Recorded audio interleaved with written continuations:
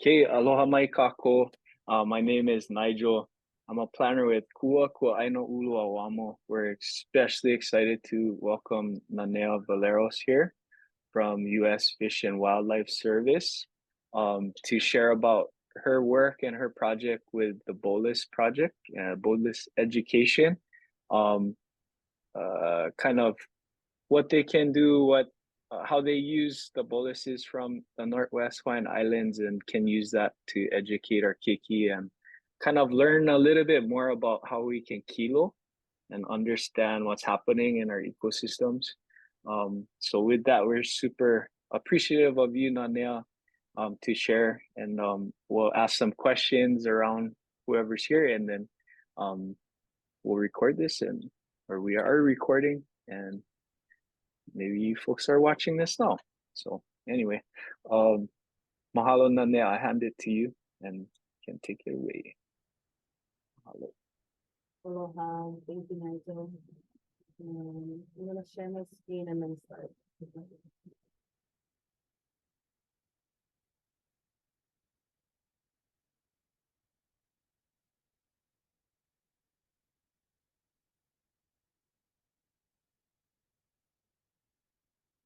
Can you see that? Aloha, my name is Nanea Valeros. I'm with the U.S. Fish and Wildlife Service. Our mission is working with others to conserve, protect, and enhance fish, wildlife, plants, and habitats for the continuing benefit of the American people. So there's a lot of, well, these are all refuges that are, sorry, this isn't the best map, I'm just saying. But we have the main Hawaiian Islands over here. We have Papahano and Mokuakea, which is over here. Maybe the Toa National Wildlife Refuge right here, which I'll be talking a little bit about today. The Pacific Remote Islands, Rosa Toa National Wildlife Refuge in American Samoa, Guam and the Marianas. So lots of places that Pacific.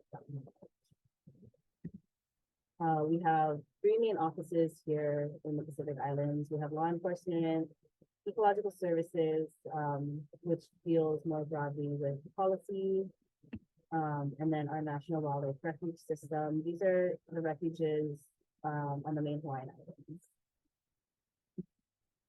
And then we have, this is zoomed in, Papahano and Mokuakea National Monument. I was pointed out earlier, Koʻa right here, which is where the National Wildlife Refuge is, and these are where my bolus is. So over 1,000 miles away. So Papahano Mokuakea National Monument, we have Midwest National Wildlife Refuge, home to these albatross. Over 3 million seabirds, including the largest nesting colony of mole, and I believe the mole, there's over 1 million mole at Koʻa. And Koʻa and the monument in general provide habitat for the nesting.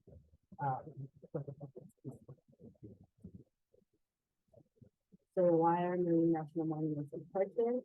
They only feed and spend majority of their life over the ocean. They only come to land to mate and feed their chicks, have their chicks. So maintaining a healthy marine environment is vital. So one of the programs that I coordinate is the Albatross Bolus Education Program. So what is a seabird bolus? This is it right here. As I mentioned earlier, albatross spend most of their life out at sea foraging. They feed their fast-growing chicks by regurgitating squid, fish eggs, and other materials into their mouth, as is shown in this photo here. A bolus is all of the indigestible material that is thrown up by the chick when it is about 5 months old. So they'll look like this around 5 months old as they're getting ready to take flight for their first time.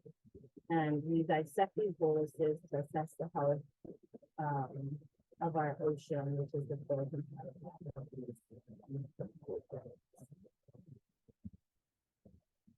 So I'm gonna show a video. Really fast.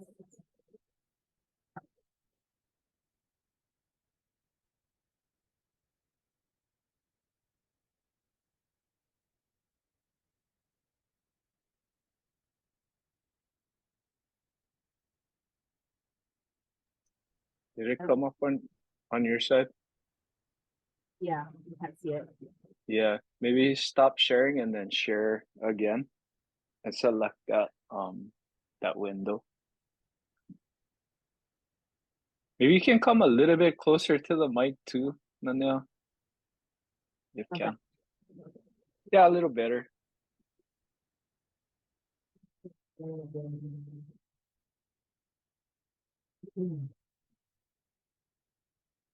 you see my screen? Yep. Yes. Okay. I don't know if the sound's gonna work, but it's the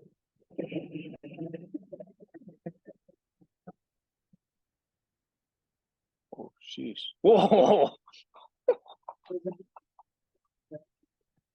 Oh, bro.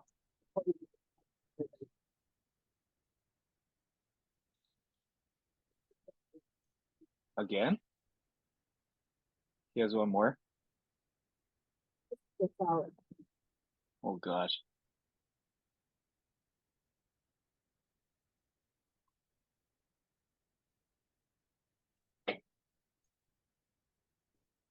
Wow.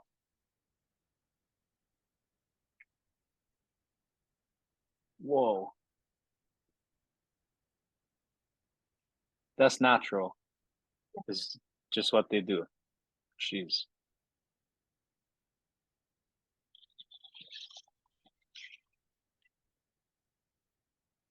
So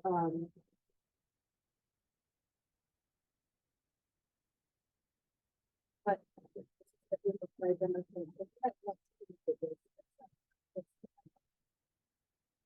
a lot of it's under it's a non-intrusive way. So you do it in a non-intrusive way. It's just that it's that way.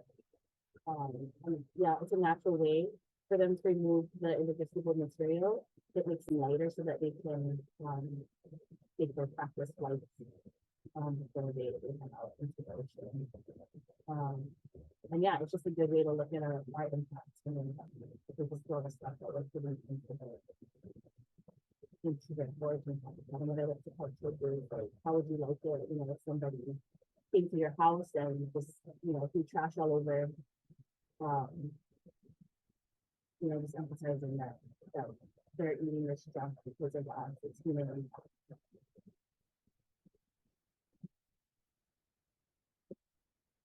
Sorry, Nanea.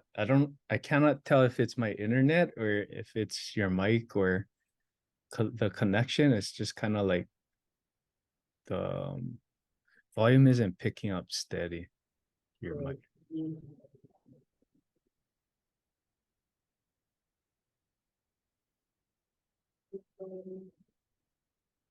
I mean, I can hear you. It's just a little muffled. Yeah.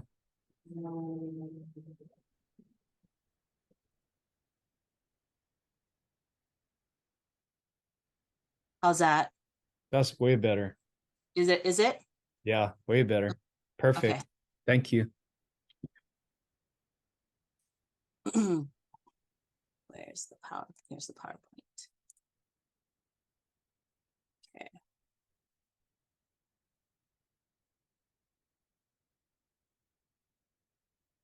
It's not going now. Oh, there. So what makes up a bolus? Squid beaks. They eat tons of squid.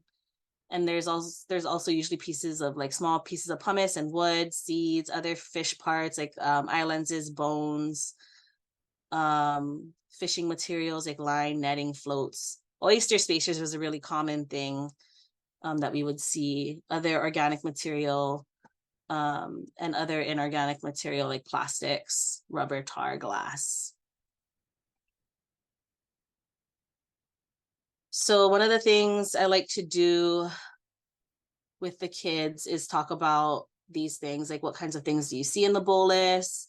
Why would an albatross eat all of these things? They mistake it for food, right?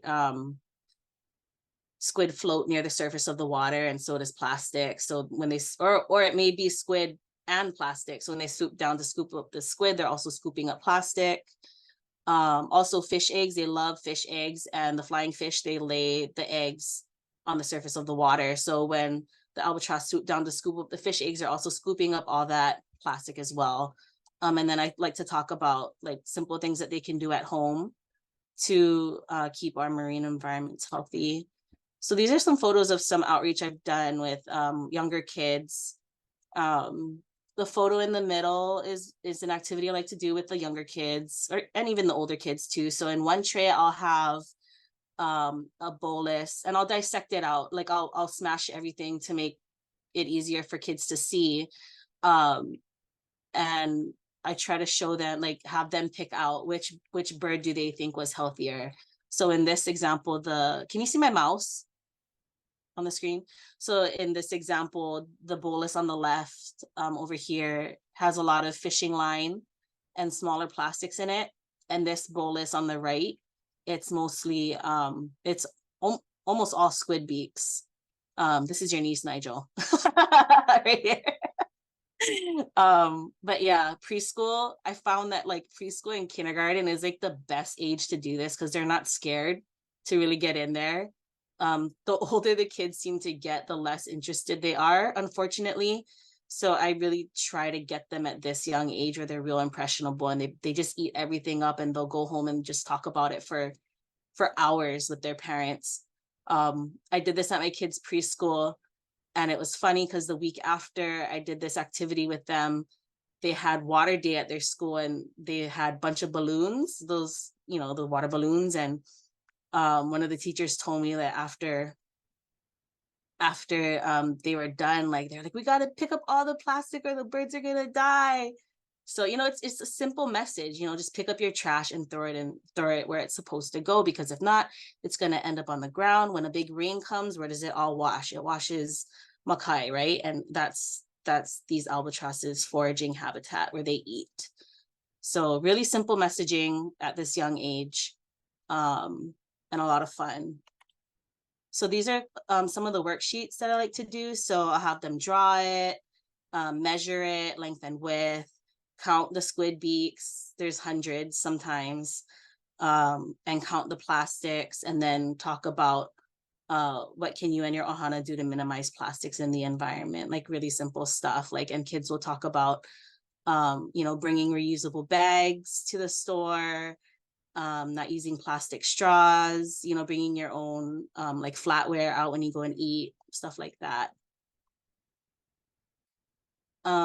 So James Campbell National Wildlife Refuge, it's in Kahuku on Oahu.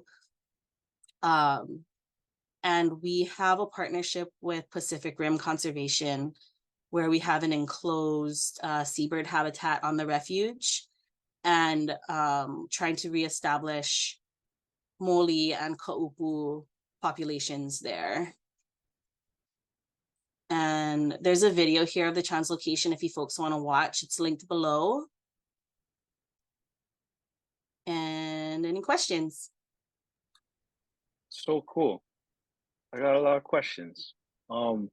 Thanks, Nanea. Yeah. How often do they throw these up, and can you, like, does that mean they eat each bird eats thousands of squid in a day, or? No, so it's cumulative. So these birds will only spit up one bolus as they're getting ready to fledge. So around 5 months of age, they'll spit this up. And it's all the non-digestible parts. So all the beaks, yeah, it's like your fingernail, yeah. So it's all that material that the bird can't, the body can't digest. It just sits in their stomach, and so they have to spit it out so that they can fly. It kind of reminds me, like in elementary, we did like owl pellets. Yep, it's similar. Like yeah, similar, super Hawaiian way to look at this.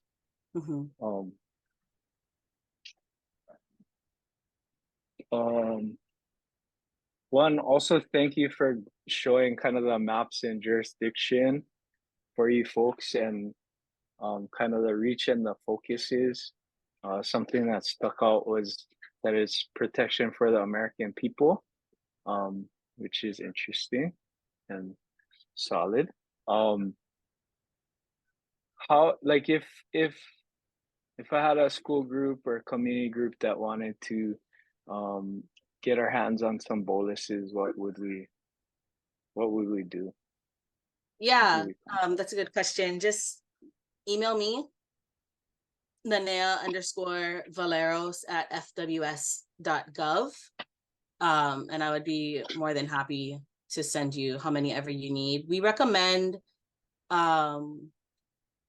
like groups of like 2 to 4 per bolus. So just let me know like how many students you have, or if you want, if you want them in smaller groups, then request more boluses. But yeah, that's the general groups of 2 to 4 per bolus. Any age group, Any preschool age to, group. Yeah, yeah. preschool to, yeah, adults even do it at outreach events. So if you have, if there's like kupuna groups out there that do, that you think are interested, I could, yeah, totally. And you might be available to come out as well. Yes, yes. So run it. so folks can run it themselves, or I can make myself available to come out and do a dissection with the group as well. Very cool. Very cool. Also, sorry, if groups are interested in visiting James Campbell, they can let me know too, that seabird enclosure. Cool. Cool. We have we Moli and Kaupu. Certain times of the year, they're starting to come back now, like around this time, like October, November is when they start to return. And then they may have their chicks and feed. The parents both take turns feeding and feeding the chick. So I think something that we were talking about prior to the recording was kind of the health of boluses over time. Could you kind of speak on that? Yeah, so this program has been around for a while. I've only recently taken it over. But the older boluses that we were getting would have tons of plastics, like in that picture. I go back. Like most of the boluses in the earlier, in the earlier times of the program looked like this, tons of plastic. And now they it's a good thing. They look, it's hard to see in this picture. What is early of the program? Like the 2000s, 2010s? What are we in 2020? Maybe like 10 years ago. 10 years ago? Yeah. Wow. They would look more like this. Actually, this one's not, actually, yeah, this is pretty bad. That's a lot of fishing line. But this is really bad. This is pretty bad. Wow. But now they're mostly all squid beaks. Like it's hard to tell in these photos, but these are mostly squid beaks, which is good, but it's harder to find. Like this is a bolus that Mokupa Papa had, and it's probably 10 years old. Wow. And it had all this plastic in it. So is that correlated to cleanup efforts or? yeah, so NOAA used to have the marine debris program that they used to go out on those tours and just pick up trash in the monument. Now I don't think they're part of NOAA. I think they're separate, MDP. They're based in Kailua, Oahu. But yeah, it's largely because of those efforts, just folks going out and getting all of that, those big pieces of trash. Wow. Cigarette butts too in there? You see cigarette butts in the bolus? Not really. I haven't seen. Yeah. That always gets me when I see people throw it on the road, yell it down. I'm like, lots of in the ocean. Lots of lighters. Lighters? Lots of lighters.